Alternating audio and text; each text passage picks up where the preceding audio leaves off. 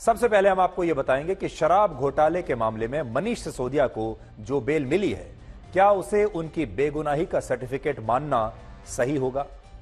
17 महीने में लगातार 7 जमानत याचिकाएं खारिज होने के बाद आज सुप्रीम कोर्ट ने दिल्ली के पूर्व उप मुख्यमंत्री मनीष सिसोदिया की रेगुलर बेल को मंजूर कर लिया है। सुप्रीम कोर्ट ने कहा है कि मनीष सिसोदिया के खिलाफ ईडी और सीबीआई की जो अलग अलग जांच चल रही है, उन दोनों ही मामलों में सिसोदिया तब तक जेल से बाहर रह सकते हैं जब तक इन मामलों में अदालत का अंतिम फैसला नहीं आ जाता।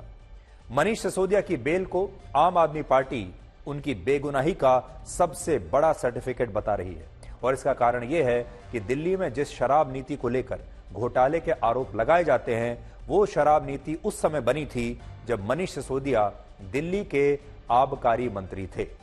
और यही कारण है कि आम आदमी पार्टी अब ये कह रही है कि जब शराब नीति बनाने वाले मनीष सिसोदिया को ही सुप्रीम कोर्ट से बेल मिल गई, तो इससे यही साबित होता है कि ये पूरा की पूरा घोटाला मनगढ़ंत था, झूठा था और इसमें कोई सच्चाई नहीं थी। आज जेल से बाहर आने के बाद मनीष सिसोदिया ने एक जुलूस निकाला और किस तरीके से उनके समर्थकों ने घेरे हुए थे, ये आप अपनी स्क्रीन पर इस समय देख सकते हैं। और जब सिसोदिया बाहर आए हैं तो वो इस तरीके से बाहर आए जैसे वो कोई बहुत बड़ा युद्ध जीतकर एक विजेता की तरह बाहर निकले हैं और आम आदमी पार्टी कुछ इस तरह से जश्न मना रही है जैसे मनीष सिसोदिया को बेकसूर होने का सर्टिफिकेट मिल गया हो। सबसे बड़ी बात यह है कि आज जेल से बाहर आने पर सिसोदिया का ऐसा भव्य स्वागत हुआ है जैसा वो जेल में किसी घोटाले के लिए नहीं बल्कि कोई क्रांति लाने के लिए गए थे। और इससे आप समझ सकते हैं कि हमारे देश में नेता भ्रष्टाचार के मामलों को भी कैसे एक क्रांति का प्रतीक बना लेते हैं, भ्रष्टाचार के मामले को भी एक क्रांति जैसा बना लेते हैं और फिर विक्टिम कार्ड खेलते हैं। और अब भारत की राजनीति में ये एक टेम्पलेट बन चुका है, क्योंकि इससे पहले जब संजय सिंह को और लोकसभा चुनावों के दौरान अरविंद केजरीवाल को जमानत मिली थी, तब भी उनका इसी तरीके से स्वागत हुआ था। और आज मनीष सिसोदिया पर आम आदमी के कार्यकर्ताओं ने इतने फूल बरसाए और सिसोदिया ने कहा कि उन्हें संविधान की ताकत से यह जमानत मिली है। लेकिन सोचिए, सारे विपक्षी नेता चुनाव में यही कहते थे कि अगर नरेंद्र मोदी तीसरी बार प्रधानमंत्री बन गए तो देश में संविधान समाप्त हो जाएगा। लेकिन आज वही नेता कह रहे हैं कि संविधान की ताकत से उन्हें जमानत मिल रही है, जबकि नरेंद्र मोदी तीसरी बार प्रधानमंत्री बन चुके हैं और देश में अभी भी मोदी की ही सरकार है। लेकिन अब सिसोदिया जी कहते हैं कि यह संविधान की ताकत है जिसकी वजह से उन्हें आज ये जमानत मिली है।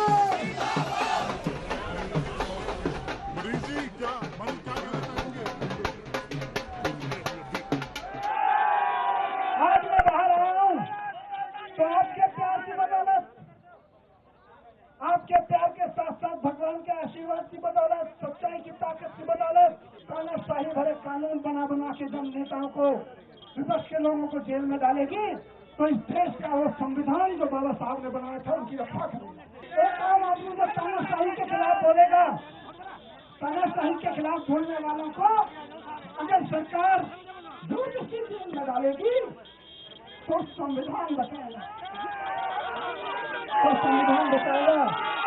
और खासतौर से बाहर के स्कूलों का एक एक बच्चा, देश के स्कूलों का एक एक बच्चा दिल से मेरे साथ रहा है। मैं आपको यकीन दिलाता हूँ, इसी संविधान की ताकत से हमारे प्यारे नेता अरविंद केजरीवाल जी भी बाहर आएंगे। जेल के ताले टूटेंगे, अरविंद केजरीवाल जी चले, जेल के ताले टूटेंगे, जेल के ताले टूटेंगे। ये संविधान की ताकत है कि हमारे प्रिय नेता, इस देश के लोकप्रिय नेता और इस देश के बच्चे के लिए शिक्षा से वाले नेता भी केजरीवाल जी जल्दी बन रहेंगे। कह के जेल में भले ही डाल लोगे, लेकिन एक सच जो पिछले 10-12 साल से कायम रहा है वो कायम रहेगा कि भ्रष्टाचार का एक ही काल, भ्रष्टाचार का एक ही काल। और अब से थोड़ी देर पहले मनीष सिसोदिया दिल्ली के मुख्यमंत्री अरविंद केजरीवाल के घर पहुंचे हैं और उन्होंने अरविंद केजरीवाल की पत्नी सुनीता केजरीवाल और उनके माता पिता से अब से थोड़ी देर पहले मुलाकात की है। ये वो तस्वीरें आप देख सकते हैं। संजय सिंह उनके साथ हैं। संजय सिंह भी जब जेल से छूटे थे तो सबसे पहले अरविंद केजरीवाल के घर ही गए थे और उन्होंने सुनीता केजरीवाल का आशीर्वाद लिया था। और मनीष सिसोदिया भी सबसे पहले अरविंद केजरीवाल के घर गए हैं, सुनीता केजरीवाल से मिले हैं।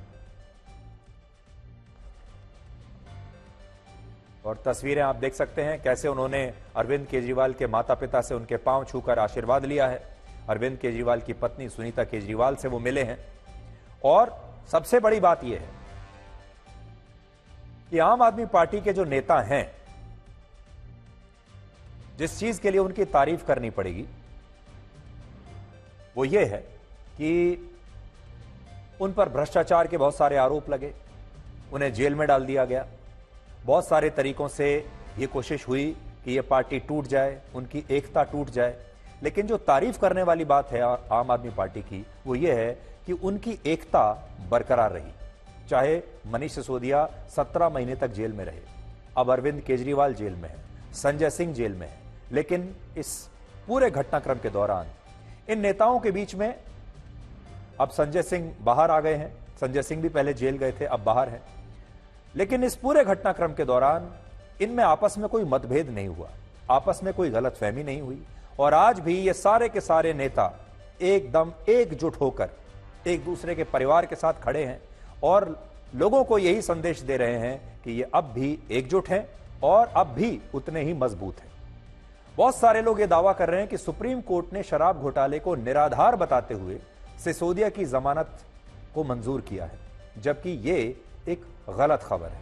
सच्चाई यह है कि मनीष सिसोदिया को यह जमानत उनके ट्रायल में हुई देरी के कारण मिली है।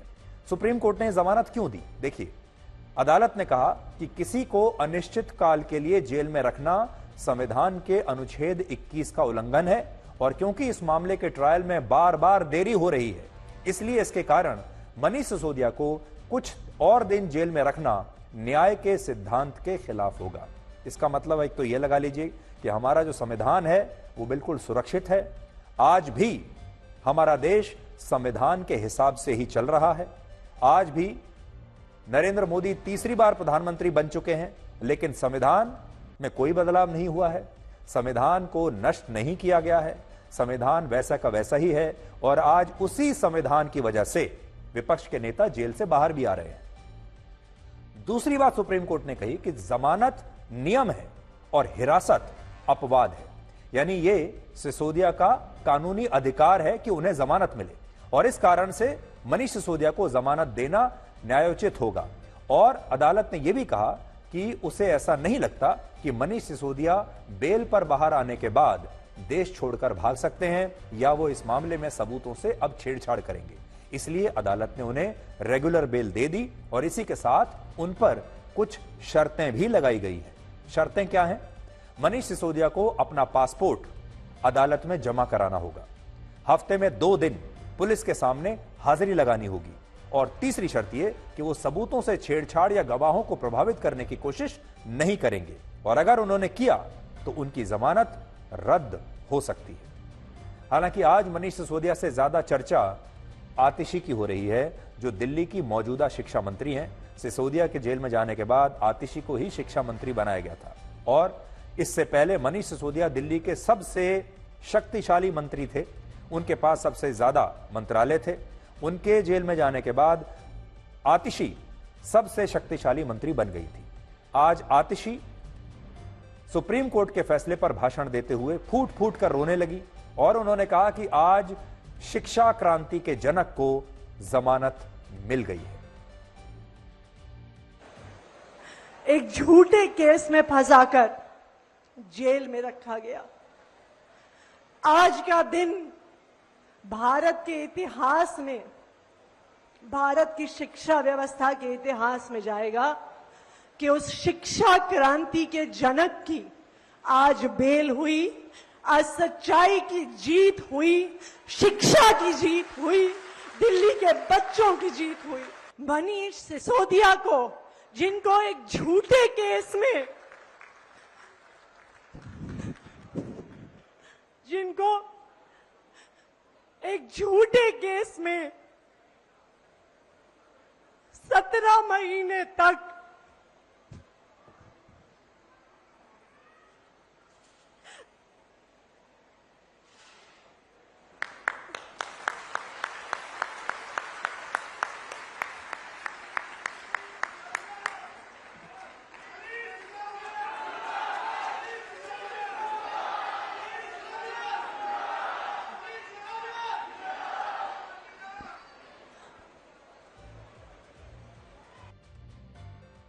आपने यहां नोट किया होगा कि जैसे ही आतिशी ने रोना शुरू किया वैसे ही तालियां बजनी शुरू हो गईं और सामने जो लोग बैठे हुए थे शायद वो इसी बात का इंतजार कर रहे थे कि आतिशी जैसे ही रोना शुरू करेंगी वैसे ही वो तालियां बजाना शुरू करेंगे। ये है भारत की राजनीति।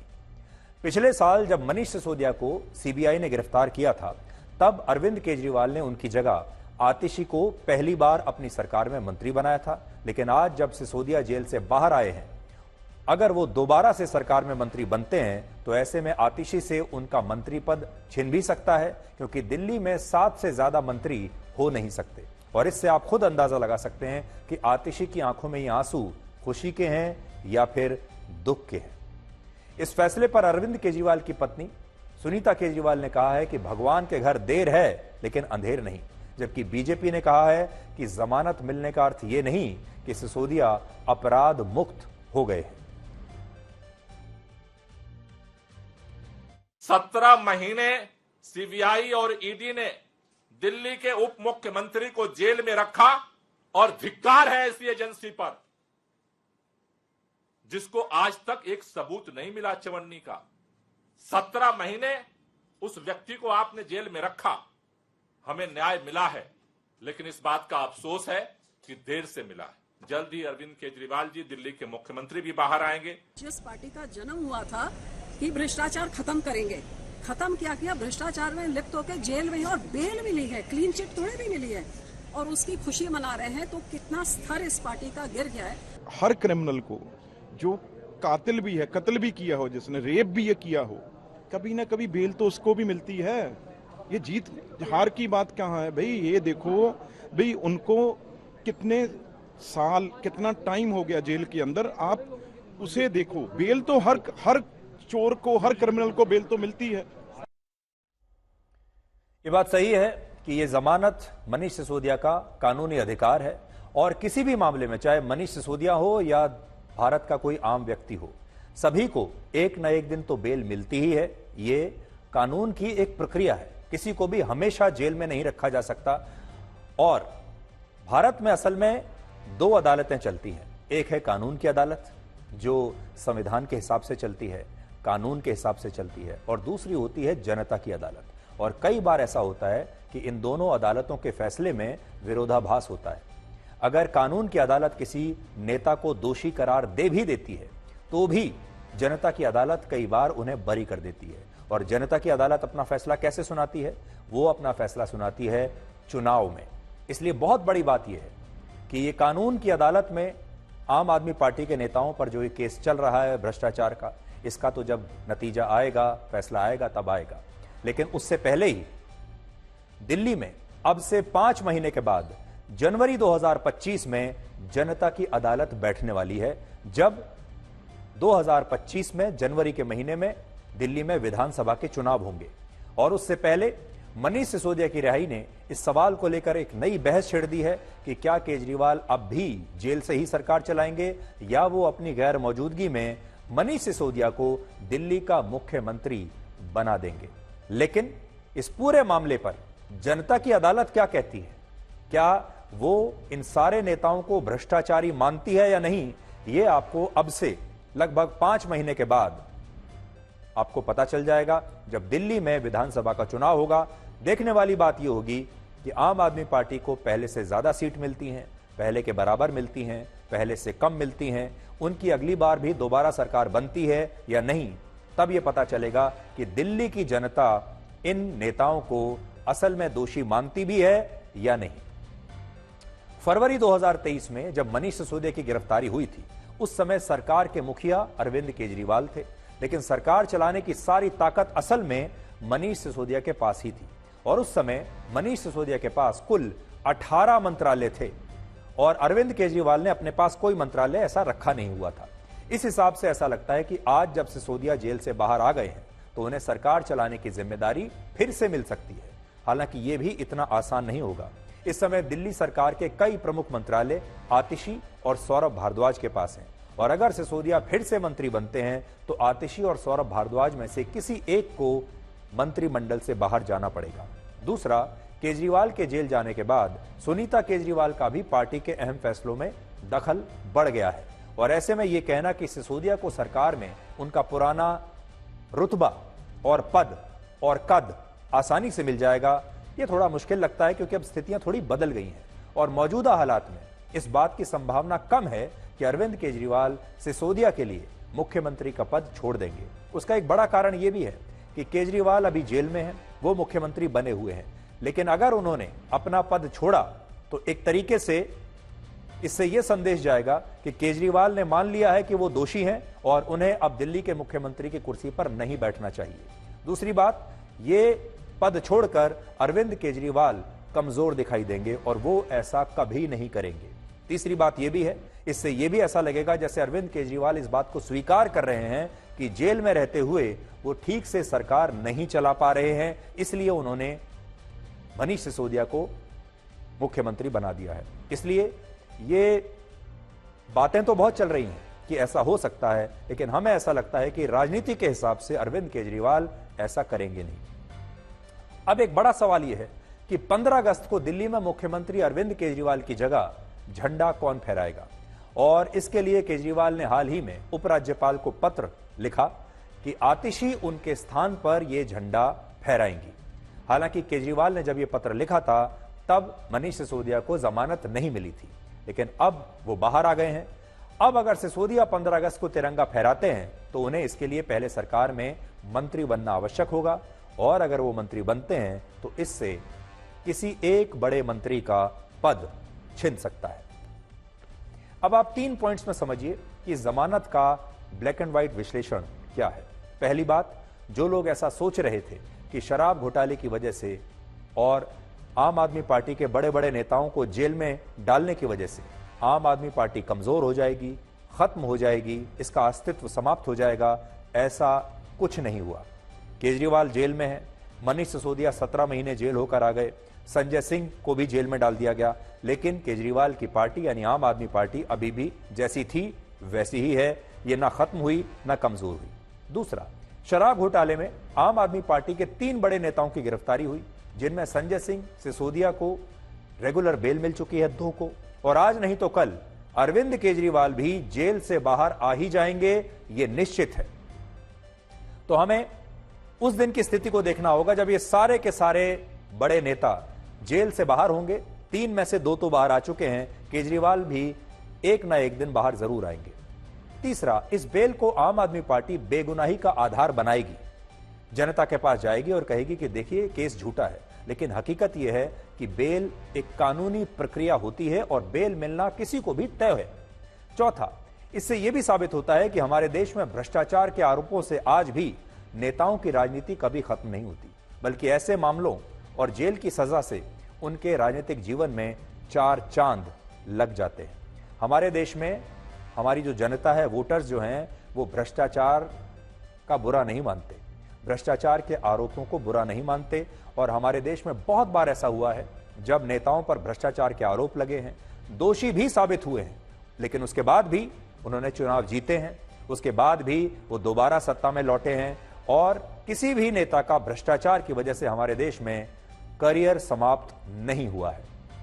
5वां पॉइंट ये कि अगर दिल्ली के विधानसभा चुनाव से पहले केजरीवाल भी जेल से बाहर आ गए तो आम आदमी पार्टी शराब घोटाले के मुद्दे को चुनाव में बीजेपी के खिलाफ एक बहुत बड़े हथियार की तरह इस्तेमाल करेगी। तो जनवरी 2025 में बड़ा दिलचस्प मुकाबला दिल्ली में होने वाला है।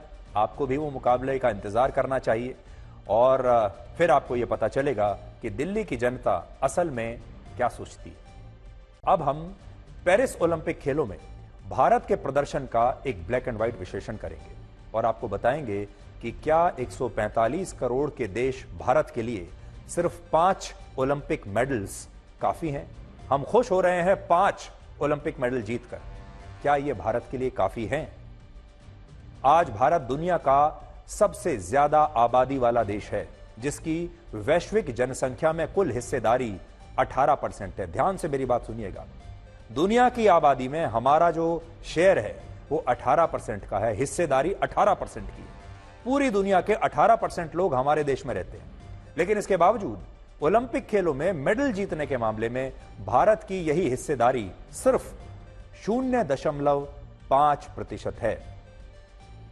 संख्या है हमारी 18% और ओलंपिक खेलों में हमारी भागीदारी है आधा प्रतिशत। दुनिया के हर 100 में से 18 लोग भारत में रहते हैं और इन 18 लोगों में भी हर 9 लोगों की औसत उम्र 28 वर्ष से कम है। हम सबसे युवा देश हैं दुनिया के, लेकिन सोचिए ऐसा क्यों है कि जिस देश के पास इतनी बड़ी युवा शक्ति है, वो देश ओलंपिक खेलों के 987 में से सिर्फ 5 मेडल जीत पाता है। 987 में से 5 मेडल। भारत के खिलाड़ियों में, उनकी मेहनत में, उनकी प्रतिभा में, उनके कमिटमेंट में कोई कमी नहीं है। भारत के खिलाड़ी हर मामले में बहुत अच्छे हैं, श्रेष्ठ हैं, लेकिन इसके बावजूद अगर हम बार बार ओलंपिक खेलों में पिछड़ रहे हैं तो आज इसका एक ब्लैक एंड व्हाइट विश्लेषण करना जरूरी हो जाता है। और आज इस बात को भी समझना होगा कि हमारे देश से, हमारे खिलाड़ियों से आखिर चूक कहां हो रही है। इतनी मेहनत कर रहे हैं, पैसा खर्च कर रहे हैं, सुविधाएं भी उनको दी जा रही हैं, फिर खिलाड़ी ओलंपिक खेलों में जाकर चौथे स्थान पर कैसे अटक जाते हैं। इस बार भारत ने ओलंपिक के 32 में से 16 खेलों में हिस्सा लेने के लिए अपने कुल 117 खिलाड़ियों को पेरिस भेजा था, लेकिन इन 16 में से एक भी खेल में भारत गोल्ड मेडल नहीं जीत पाया। यानी किसी भी खेल में भारत विश्व गुरु नहीं बन पाया, वर्ल्ड चैंपियन नहीं बन पाया और हम एक भी गोल्ड मेडल नहीं जीत पाए। जिस बहरीन की कुल आबादी 15 लाख है, बहरीन के बारे में मैं आपको बता रहा हूं, बहरीन की आबादी 15 लाख है, बोट्सवाना की आबादी 26 लाख है, जॉर्जिया की आबादी 37 लाख है, जमैका की 28 लाख है, सेंट लूसिया की आबादी 2 लाख है, सिर्फ 2 लाख। इन देशों ने भी इस बार के ओलंपिक खेलों में एक गोल्ड मेडल जीता है, लेकिन 145 करोड़ के भारत के पास इस बार भी एक भी गोल्ड मेडल नहीं है और ये छोटे छोटे देश भी गोल्ड मेडल जीत चुके हैं और हमसे आगे। इससे भी बड़ी बात यह कि ऑस्ट्रेलिया ने 6 लाख लोगों पर, औसतन हर 6 लाख लोगों पर एक मेडल जीता है। फ्रांस ने 12.5 लाख लोगों पर एक मेडल जीता, ब्रिटेन ने 13 लाख पर, अमेरिका ने हर 33 लाख पर एक मेडल, जापान ने 38 लाख और चीन ने 2 करोड़ लोगों पर एक मेडल जीता है। जबकि भारत की अगर हम औसत निकालें तो भारत ने 29 करोड़ लोगों पर एक मेडल जीता है और इनमें भी भारत के पास एक भी गोल्ड मेडल नहीं है। यानी 29 करोड़ लोगों पर भी हम ब्रॉन्ज मेडल जीत रहे हैं, गोल्ड नहीं। जबकि ओलंपिक खेलों का सबसे बड़ा मेडल होता है गोल्ड मेडल और यही कारण है कि इस बार ओलंपिक खेलों की पदक तालिका में पाकिस्तान भी हमसे आगे है। पाकिस्तान एक गोल्ड मेडल के साथ इस बार 54वें स्थान पर है और उसने 24 करोड़ लोगों पर एक मेडल जीता है, जबकि भारत पाकिस्तान से बहुत पीछे इस बार 64वें स्थान पर है।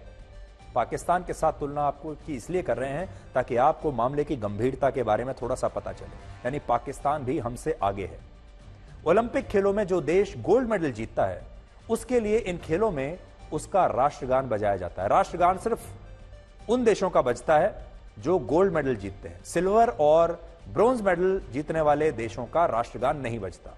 और इस बार हमारे देश को पूरी उम्मीद थी कि कल नीरज चोपड़ा जेवलिन थ्रो के फाइनल में लगातार अपना दूसरा गोल्ड मेडल जीतकर देश के राष्ट्रगान को कम से कम एक बार ओलंपिक खेलों के पोडियम पर जरूर बजवाएंगे, लेकिन दुर्भाग्यवश ऐसा नहीं हो पाया और इस बार पूरे ओलंपिक खेलों में भारत का राष्ट्रगान एक बार भी नहीं बजा, लेकिन पाकिस्तान का राष्ट्रगान बजा।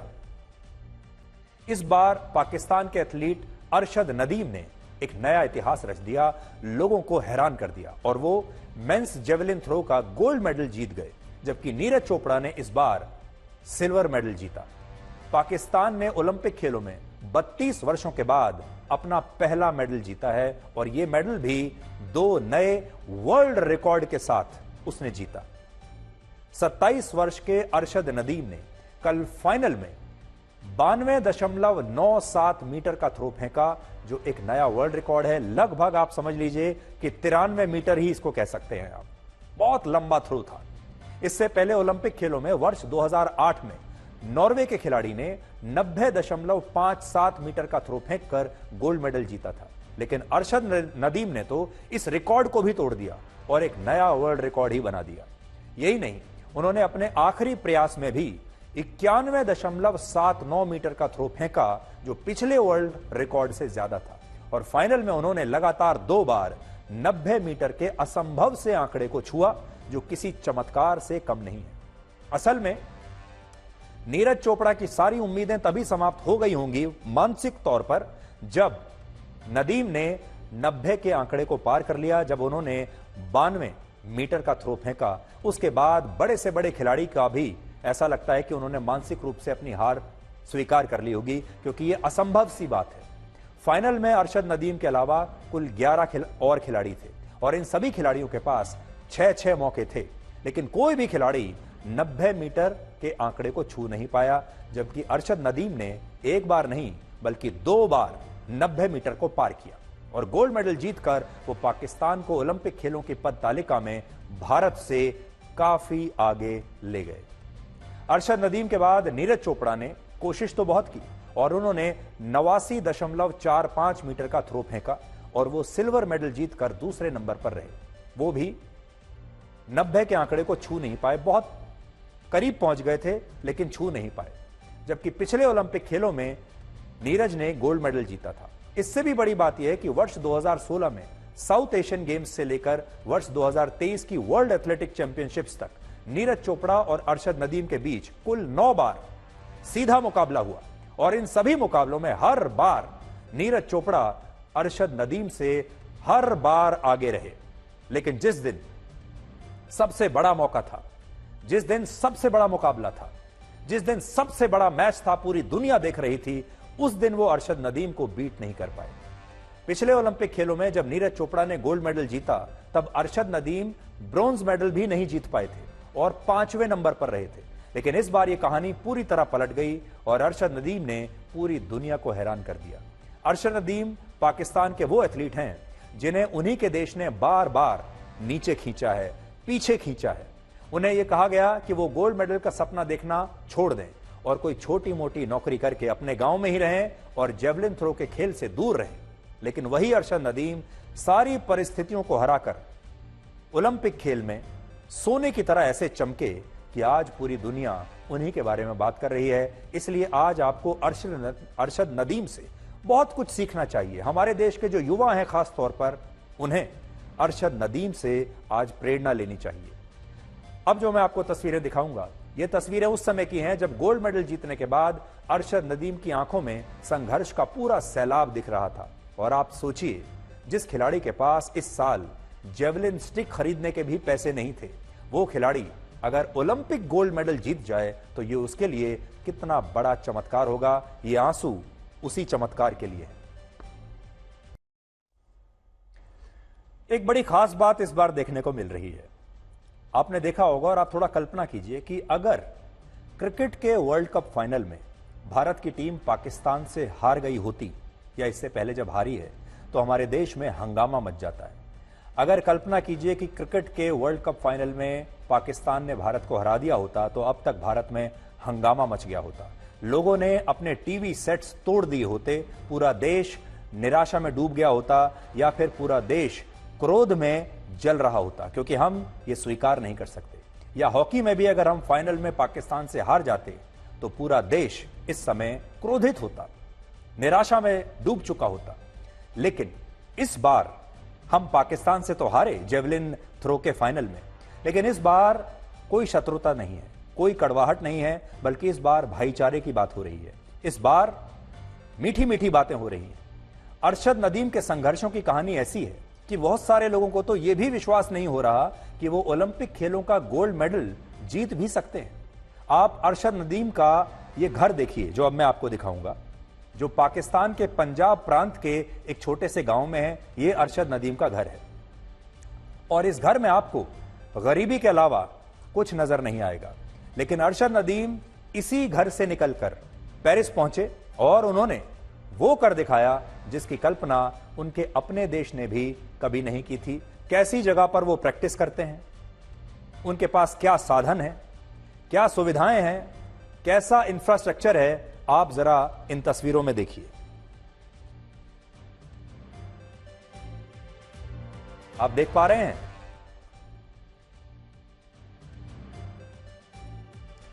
अरशद नदीम के पिता एक मजदूर हैं और अरशद नदीम पर भी शुरुआत से यही दबाव था कि वो अपने परिवार की आर्थिक स्थिति को सुधारने के लिए कोई छोटी मोटी नौकरी कर लें। अरशद नदीम ज्यादा पढ़े लिखे भी नहीं है और उनके गांव में इतनी गरीबी थी कि उनके पास आखिरी रास्ता यही था कि वो खेलों में कुछ करें और खेलों के कोटे से उन्हें कोई छोटी मोटी सरकारी नौकरी मिल जाए। खेलों में वो आए भी इसीलिए थे कि ये सोचकर कि कोई छोटी मोटी सरकारी नौकरी मिल जाएगी। और इस तरह अरशद नदीम ने पहले क्रिकेट खेलना शुरू किया और बाद में वो डिस्कस थ्रो में चले गए और डिस्कस थ्रो से होते हुए वो जेवलिन थ्रो के खेल में आ गए। वर्ष 2015 में जब अरशद नदीम ने यह सपना देखा कि वो जेवलिन थ्रो में पाकिस्तान को ओलंपिक मेडल एक दिन दिलाना चाहते हैं, तब उनके पास जेवलिन स्टिक खरीदने के भी पैसे नहीं थे। और यहां अरशद नदीम की जगह कोई और खिलाड़ी होता तो वो अपनी गरीबी को एक बड़ा कारण मानकर शायद कोशिश करना ही छोड़ देता और गरीबी के सामने हार जाता, गरीबी को अपना एक बहाना मान लेता, लोगों से कहता मैं कर ही क्या सकता था। लेकिन अरशद नदीम ने अपनी गरीबी को बहाना नहीं बनाया और उन्होंने बांस की लकड़ी को अपनी जेवलिन स्टिक बना लिया और इस बांस की लकड़ी से कई महीनों तक वो जेवलिन थ्रो फेंकने की प्रैक्टिस करते रहे। ये तस्वीरें वर्ष 2016 की हैं जब अरशद नदीम ने रियो ओलंपिक्स में क्वालिफाई किया था और यह भी बताया था कि उनके परिवार की आर्थिक स्थिति अच्छी नहीं है, वो बहुत गरीब हैं, लेकिन फिर भी वो अपनी उम्मीदों को छोड़ेंगे नहीं। और आप भी जब अरशद नदीम के इस घर को देखेंगे तो आपको पता चलेगा कि ये मेडल सिर्फ बड़े घर, पैसे, संसाधनों और बड़े बड़े कोचेस को हायर करने से नहीं जीते जाते। मेडल पैसे से नहीं आता, बल्कि मेडल आता है मेहनत से, संघर्ष से। और जब आपके अंदर एक आग होती है, उस आग से मेडल आता है। मेडल वो खिलाड़ी जीतते हैं जिनके माथे पर मेहनत की लकीरें होती हैं और जिनके पेट में आग लगी होती है। अरशद नदीम ने पाकिस्तान को कई अंतर्राष्ट्रीय प्रतियोगिताओं में मेडल जिताए हैं, लेकिन इसके बदले में उन्हें पाकिस्तान की सरकार और वहां के खेल संघों से कुछ ज्यादा नहीं मिला। और ओलंपिक खेलों से सिर्फ 8 महीने पहले अरशद नदीम की स्थिति यह थी कि उनकी जो 6 साल पुरानी जेवलिन स्टिक थी वो भी टूट चुकी थी और नई स्टिक खरीदने के लिए उनके पास 80,000 रुपए भी नहीं थे। उस समय नीरज चोपड़ा ने ही अरशद नदीम की मदद के लिए अपील की थी और उन्होंने पाकिस्तान की सरकार से यह आग्रह किया था कि अरशद नदीम को ओलंपिक खेलों की तैयारी करने के लिए आर्थिक मदद मिलनी चाहिए, इसे थोड़ा सा पैसा मिलना चाहिए। और इसी के बाद अरशद नदीम को कुछ स्पॉन्सर्स मिले जो मदद के लिए आगे आए और उन्होंने ओलंपिक खेलों में हिस्सा लेकर पूरी दुनिया को अपने इस शानदार प्रदर्शन से स्तब्ध कर दिया। आज जब आप अरशद नदीम के घर से हमारी ये रिपोर्ट देखेंगे तो आपको भी पता चलेगा कि जो लोग गरीबी की आग में तप कर निकलते हैं, संघर्ष करते हैं, वो एक ना एक दिन अपनी मंजिल तक जरूर पहुंचते हैं। इसलिए हमारे देश के, खास तौर पर हमारे देश के जो युवा हैं या पाकिस्तान के भी जो युवा हैं जो संघर्ष के सामने हार मान जाते हैं, संघर्षों से के सामने कमजोर पड़ जाते हैं, जो गरीबी को एक बहाना मान लेते हैं, जो कहते हैं कि हालात इतने खराब हैं कि हम कर ही क्या सकते हैं, उनके लिए खास तौर पर आज ये रिपोर्ट दिखा रहे हैं। अरशद नदीम के गांव और उनके घर की स्थिति देखकर आपको इतना तो पता चल गया होगा कि पाकिस्तान की सरकार और वहां के खेल संघों ने उनके लिए कुछ नहीं किया। लेकिन अब जब अरशद नदीम गोल्ड मेडल जीत चुके हैं तो अब इस गोल्ड मेडल का श्रेय लेने के लिए पाकिस्तान में होड़ लगी हुई है और पाकिस्तान के प्रधानमंत्री शहबाज शरीफ ने उनका मैच देखते हुए एक वीडियो बनवाया जिसमें वो अरशद नदीम के गोल्ड मेडल जीतने पर खुद ही वो अपनी खुद की तारीफ करवा रहे हैं। जरा देखिए। तो इन तस्वीरों से आपको यह पता चलेगा कि सफलता सूर्य की तरह होती है। सफलता वो सूर्य की तरह होती है जिसे सब सलाम करते हैं। एक बार अगर आप सफल हो गए तो फिर सब आपको सलाम करते हैं। वो प्रधानमंत्री भी जो चाहे सफलता से पहले आपको मिलने के लिए 2 मिनट का समय ना देता हो, बाद में सफल होने के बाद आपके साथ फोटो खिंचवाना चाहता है, आपकी सफलता का श्रेय लेना चाहता है। अब आप ये सोचिए कि अगर भारत और पाकिस्तान के बीच क्रिकेट के वर्ल्ड कप का फाइनल होता और इसमें फाइनल में भारत पाकिस्तान से हार जाता तो हमारे देश में क्या होता। ऐसी स्थिति में हमारा पूरा देश इस हार की निराशा में अब तक डूब चुका होता। देश के करोड़ों लोग अपने ही खिलाड़ियों की आलोचना करते और देश में अब तक न जाने कितने टीवी तोड़े जा चुके होते।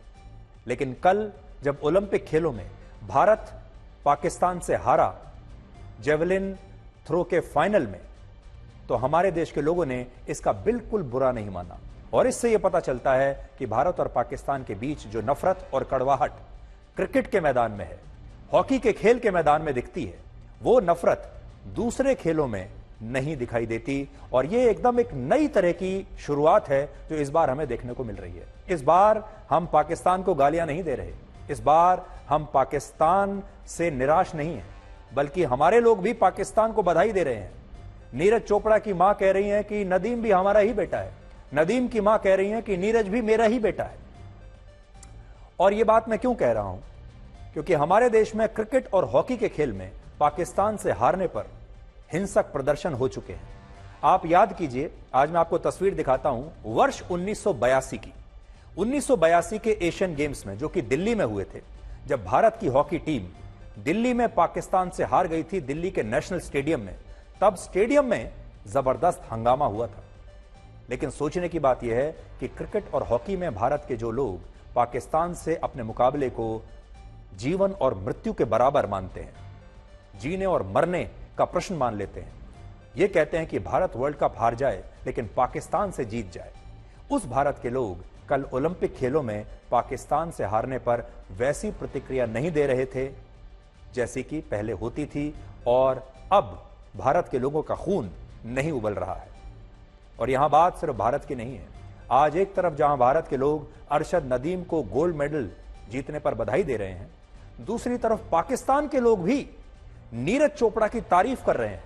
आप जब इन्हें सुनेंगे तो शायद आपको अपने कानों पर यकीन नहीं होगा। First of all again congratulations to India and congratulations to Pakistan as well.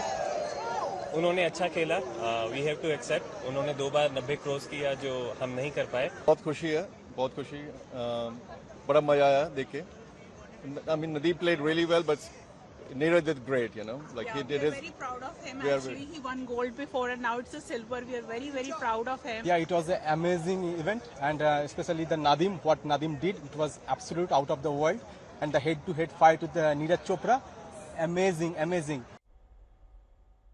Bharat Olympic खेलों की पदक तालिका में पाकिस्तान से 10 पायदान नीचे है, लेकिन यह बात भारत के लोगों को आज बिल्कुल परेशान नहीं कर रही। उल्टा अरशद नदीम की मां ने कहा है कि नीरज चोपड़ा भी उनके बेटे जैसे हैं, जबकि नीरज चोपड़ा की मां कहती हैं कि अरशद नदीम भी उनके बेटे की तरह है। नहीं जान तो बहुत खुश है। हमने तो सिल्वर भी गोल्ड बनने लग रहा। गोल्ड उसका आ गया, वो बीमार है लड़का जी, मेहनत करके सब जा रहे। थोड़ा दिन खराब है, थोड़ा बहुत ज्यादा पागल हो गए।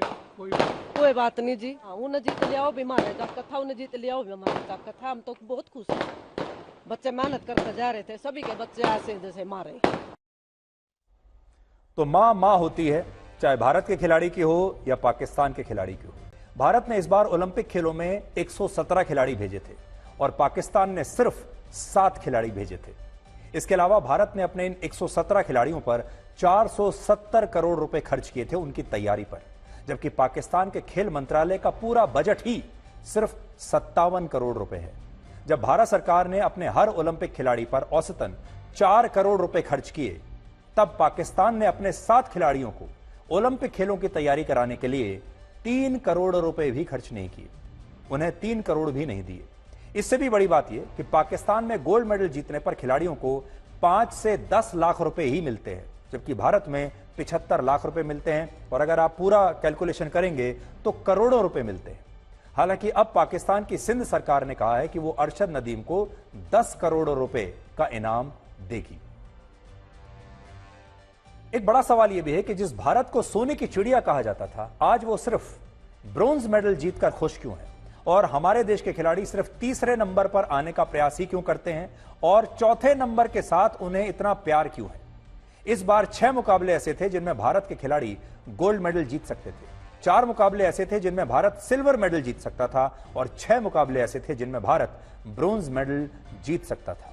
और अगर हमारे खिलाड़ी इन सारे मुकाबलों में जीत जाते तो भारत 7 और मेडल जीत सकता था, यानी 7 मेडल और आ सकते थे, जिनमें 6 गोल्ड मेडल होते, और भारत ओलंपिक खेलों की पदक तालिका में 64वें स्थान की जगह 11वें स्थान पर होता। लेकिन हम ऐसा नहीं कर पाए, क्योंकि हमारे देश के खिलाड़ी शायद अभी तीसरे स्थान पर आने के लिए ही संघर्ष कर रहे हैं, और तीसरे स्थान पर रहने का यह संघर्ष भारत को चौथे स्थान पर ले आता है, और भारत के बहुत सारे खिलाड़ी चौथे स्थान पर ही रह जाते हैं। चौथे स्थान से हमें इतना प्यार क्यों है, और यह शुरू से है। मिल्खा सिंह वर्ष 1960 के रोम ओलंपिक्स में 400 मीटर की दौड़ में चौथे स्थान पर रहे। पीटी उषा 1984 के ओलंपिक खेलों में चौथे स्थान पर रही, वो भी मेडल जीतने से ऐसे ही दोनों चूक गए। इस बार भी 6 मुकाबलों में हमारे 8 खिलाड़ी चौथे स्थान पर रहे। इससे यह पता चलता है कि हमारे लिए ब्रॉन्ज मेडल सोने जैसा है, यानी हमारे देश में अगर खिलाड़ियों की भी सोच देखें, उन्हें ब्रॉन्ज मेडल गोल्ड मेडल जैसा दिखता है, सिल्वर मेडल एक सपने जैसा दिखता है, और गोल्ड मेडल एक चमत्कार जैसा उनके लिए होता है, और इसीलिए वो ब्रॉन्ज मेडल से खुश हो जाते हैं।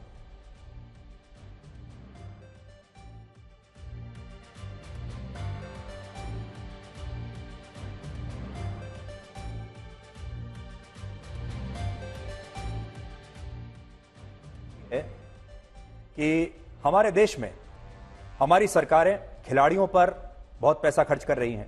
प्रकाश पादुकोण ने भी थोड़े दिन पहले, आपको याद होगा, कहा था कि सरकार अपनी तरफ से सब कुछ कर रही है।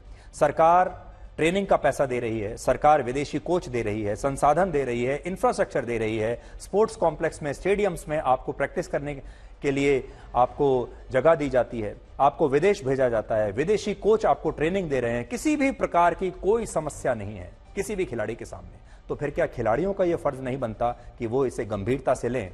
सरकार जब इतना कर रही है तो खिलाड़ियों को भी अपनी तरफ से जो है करना चाहिए। और उसका एक बड़ा कारण शायद ये है कि हम इतनी प्रैक्टिस के बाद, हमारे खिलाड़ियों में प्रतिभा भी है, मेहनत की भी कोई कमी नहीं है, शायद कमी जो है वो यहां पर है। और मानसिक रूप से आज भी शायद हमारे खिलाड़ी अपने आप को चैंपियन नहीं मानते। हमारे खिलाड़ियों की जो सोच है वो चैंपियन वाली सोच नहीं है। हमारे खिलाड़ी आज भी शायद ये सोचते हैं कि सबसे पहले अगर ब्रॉन्ज मेडल मिल जाए तो शायद उनकी मेहनत, उनका जीवन सफल हो जाए, और जितना हम सोचते हैं उससे कम ही पाते हैं। ये एक बहुत बड़ा कारण है जिसकी विवेचना होनी चाहिए। संसद से आई एक बड़ी दिलचस्प तस्वीर दिखाना चाहते हैं आखिर में, जिसमें प्रधानमंत्री नरेंद्र मोदी और नेता प्रतिपक्ष राहुल गांधी आपको एक ही फ्रेम में मिलेंगे।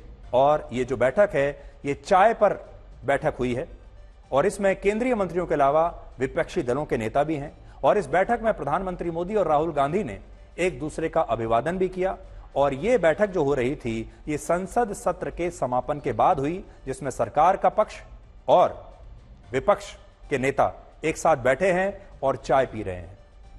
और जब चुनाव के नतीजे आए थे तब हमने आपको कहा था कि अब इसके बाद आपको प्रधानमंत्री मोदी और राहुल गांधी की बहुत सारी तस्वीरें एक साथ मिलेंगी। दोनों एक साथ कई बार आपको एक ही फ्रेम में नजर आएंगे।